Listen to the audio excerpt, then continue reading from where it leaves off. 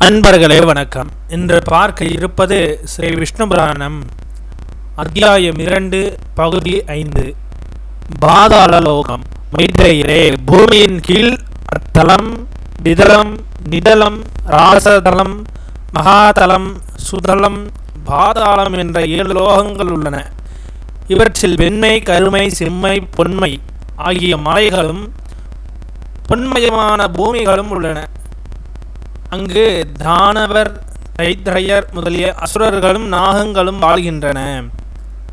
ஒரே ஒரு சமயம் நாரத முனிவர் பாதாள உலகத்திற்கு சென்று அதை பார்வையிட்ட பின்பு சொர்க்கலோகத்தில் இந்திரனை சந்தித்து சொன்னார், பாதாள உலகம் சொர்க்கலோகத்தை விட பல மடங்கு அழகாக இருக்கின்றது.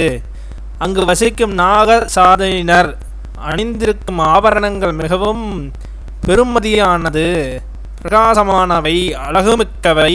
அங்கு வாழும் அசுர இன மங்கைகள் மிக்க மிக்க பேரழகிகளாக திகழ்கின்றனர். அவர்களை பார்க்கும் பிரம்மச்சாரி கூட அவர்கள் மீது மையல் கொள்வான்.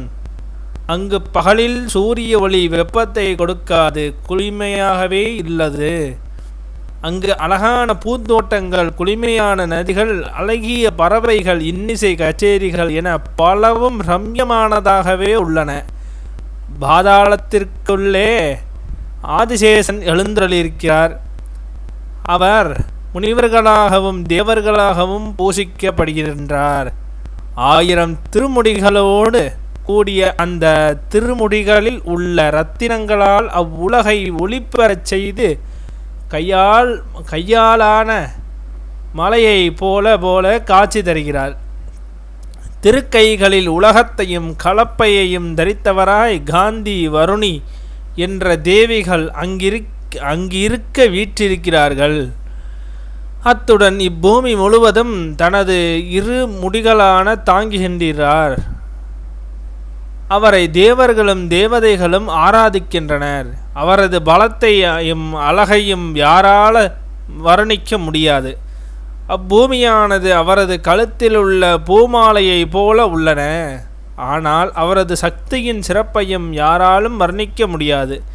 அந்த ஆதிசேஷன் கொட்டாவி விட்டால் பூமி முழுவதும் நடுநடுங்கும்.